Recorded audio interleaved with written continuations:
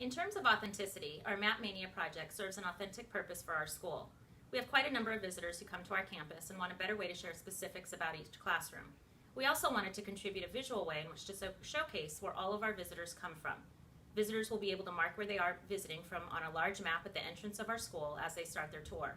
Visitors have the opportunity to use the Google My Map as they tour the school and to get more information about specific classrooms.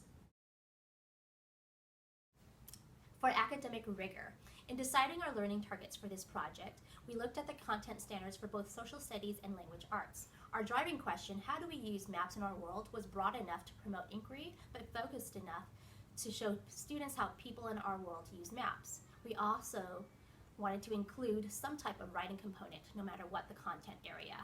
Because of the topic of maps, we knew that introduction and usage of prepositions would fit in nicely and decided to create a preposition book describing locations of continents and oceans as one of the deliverables.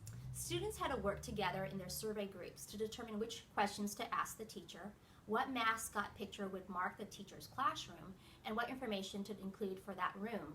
Because of our students being first graders, writing a complete sentence is still rigorous, and we spend a lot of time both within the content of our projects and with our daily 5 work on writing time to practice and hone our sentence writing skills. For applied learning, students kept all of their map activities and resources in a project folder. In order to stay organized and on track with the project, they used an interactive game board called Projectopoly. After completing key activities, students would be able to check off the corresponding spaces on their individual game boards in their binders, as well as move individual pegs on a class Projectopoly board. Certain spaces also were a reminder to students that they would be assessed on either the academic content or learning targets that they had previously focused on. Once a week, we would check in with students to see how they were progressing and give them the opportunity to move forward on the whole class game board.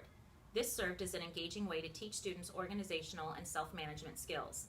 It also provided us with a visual timeline that could show exactly where each student was in the project. In terms of active exploration, in the creation of our interactive school map, we wanted to include specific information about the individual classrooms. As classes, we brainstormed questions we might want to know about a class that we were visiting. Groups of 2 or 3 students were assigned a teacher to interview about their class. Some of the questions varied, but there were a few constants, such as what college does the classroom represent and what is the college mascot? Other questions could have included what's special about their classroom or what is your favorite thing to teach. The groups had to decide which questions they wanted to ask and who would ask each question. Students also used an app called iTalk, which recorded their teacher interview. Once students conducted the interview, they decided which pieces of information they wanted to include on the map for that specific classroom. Students also got to choose the picture of the mascot that would mark the room on the map.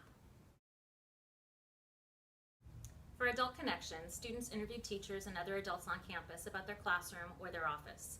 At our school's open campus day, where we have hundreds of visitors on campus, classroom student ambassadors interviewed the visitors to find out where they were from and had the visitors mark their location on a large map.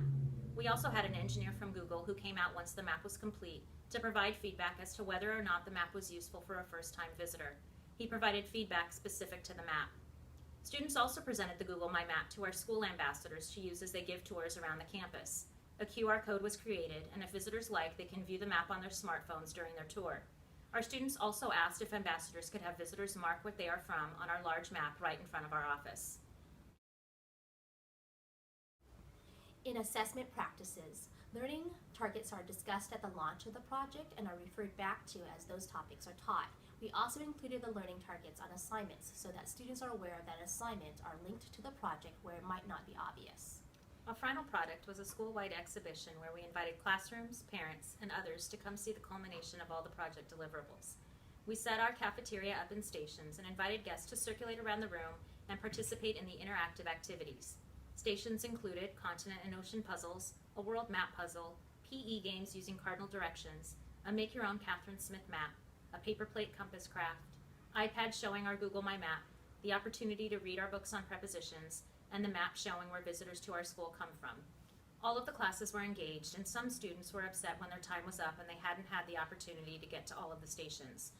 There were first grade student guides at each station to share what they had learned and to help visitors participate. At all stages of the project, students received feedback. Peers, provided feedback when establishing questions for our teacher interviews. Teachers provided feedback during formative assessments and checkpoints. The Google engineer provided feedback to students on wonders he had about the user experience.